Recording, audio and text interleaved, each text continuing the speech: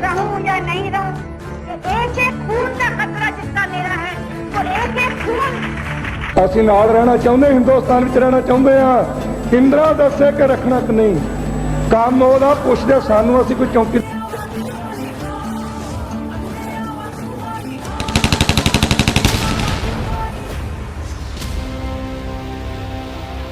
निहाल अपने दादाजी के साथ दरबार साहिब के प्रांगण में चलता है। दीवार पर कुछ निशान देख के पूछता है, दादाजी ये निशान क्या है? दादाजी रुक जाते हैं, जैसे किसी अतीत में चले गए हो। आंखों में हल्की नमी, धीरे से कहते हैं, बेटा ये निशान गोलियों के निशान है, उस वक्त के जब दरबार साहिब के अंदर युद्ध छिड़ गया था, जब भाई भाई के सामने था।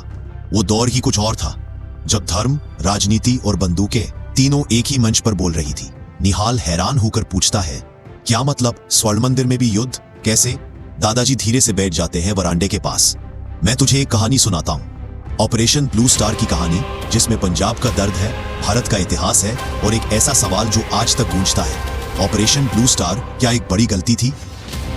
1970 के दशक का पंजाब, खेतों में हरियाली थी पर राजनीति में तनाव की लहर थी।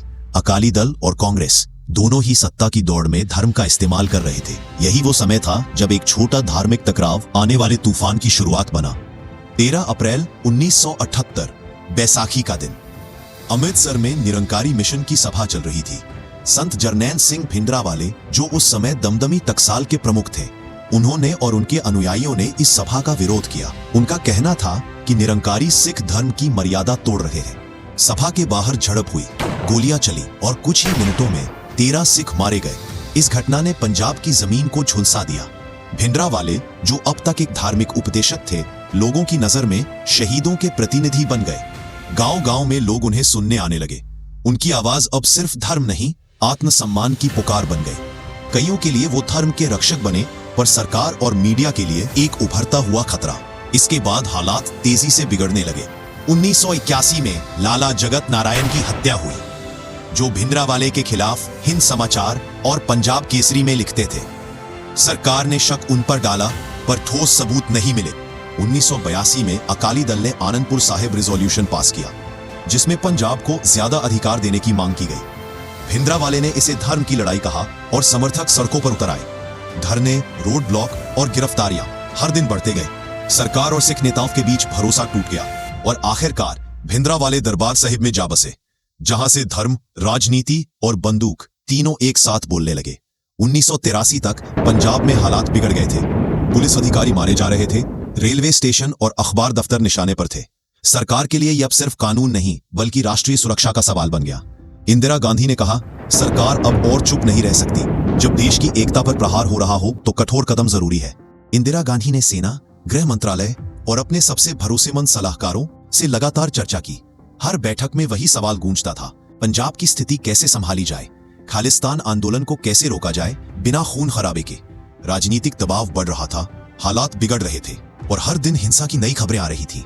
दिल्ली में बैठी सरकार के सामने अब सिर्फ दो रास्ते थे, बातचीत या बल प्रयोग। और फिर तय हुआ ऑपरेशन ब्लू स्टार।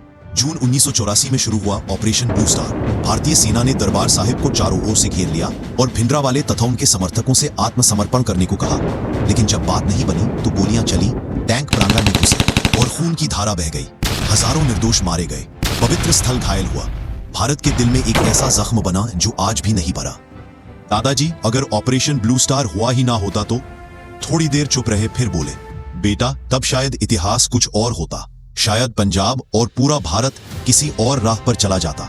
अगर ऑपरेशन ब्लू स्टार नहीं होता तो शायद इंदिरा गांधी की हत्या भी ना होती और उस दर्दनाक घटना के बाद जो दिल्ली के दंगे हुए वे भी ना होते। शायद पंजाब में उग्रवाद का उभार इतना तेज ना होता और विभाजन की मांग इतनी जोर पकड़ ना पाती। कई सिख पुलिसकर्मियों और सरकारी कर्मचारियों के त्याग पत्र शायद ना आते। पंजाब की राजनीति हिल गई। कैप्टन अमरिंदर सिंह ने कांग्रेस और लोकसभा से इस्तीफा दिया। सिमरनजीत सिंह मान ने आईपीएस सेवा छोड़ दी।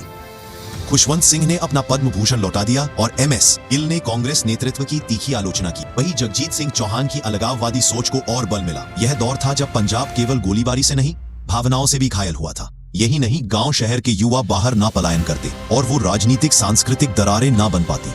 अगर ऑपरेशन ब्लू स्टार हुआ ही नहीं होता तो भिंडरावाले जिंदा रहते, शायद राजनीति में आते या अपने आंदोलन को और मजबूती से आगे बढ़ाते। पंजाब की राजनीति धर्म और सत्ता के मेल पर टिकी होती, राज्य और ज्यादा ध्रुवीकृत हो जाता, कई हिंदू परिवार शायद पलायन करते, शायद भिंडरा वाले मुख्यमंत्री बन जाते या उनके समर्थक सत्ता में होते, पर भरोसे की खाई और चौड़ी होती। और हाँ, शायद खालिस्तान भी बन सकता था, एक नया झंडा, एक नई लकीर। पर अगर बातचीत होती तो कहानी कुछ और होती। पंजाब टकराव नहीं, तरक्की की राह पर बढ़ता। सरकार और नौजवान दोनों की ताकत बंदूकों में नहीं, विकास में लगती। लुधियाना में उद्योग, अमृतसर में टेक पार्क, जालंधर में यूनिवर्सिटीज खिल उठती। पहले आतंकवाद आया, फिर ड्रग्स ने पंजाबी नौजवानी को निगल लिया और अब बेरोजगारी। तीनों जख्म उसी इतिहास से निकले हैं जिसे एक समझदारी की बातचीत रोक सकती थी। ग्रीन रेवोल्यूशन के बाद पंजाब आईटी रेवोल्यूशन का दिल बन सकता था। पी चिदंबरम ने कहा था ब्लू स्टार गलत तरीका था। इंदिरा गांधी ने इसकी कीमत अपनी जान से चुकाई। Lieutenant general KS. बराड़ बोले, किसी को ऑपरेशन पसंद नहीं होता, पर जब हालात बिगड़ जाते हैं तो कुछ करना पड़ता है।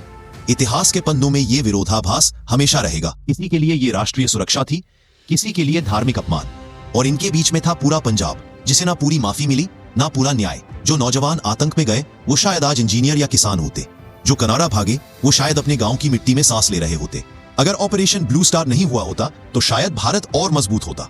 लेकिन एक बात तय है, जब भी बंदूक और संवाद में से किसी एक को चुनना हो, संवाद हमेशा बेहतर होता है। आपके हिसाब से ऑपरेशन ब्लू स्टार सही फैसला था या भूल? अपनी सोच कमेंट में बताइए। अगर हमारी ये सोच आपके दिल को छू गई हो तो चैनल को सब्सक्राइब करें। हम हर हफ्ते ऐसी ही कहानियां लेकर आते हैं जो आपको सोचने पर मजबूर कर दे।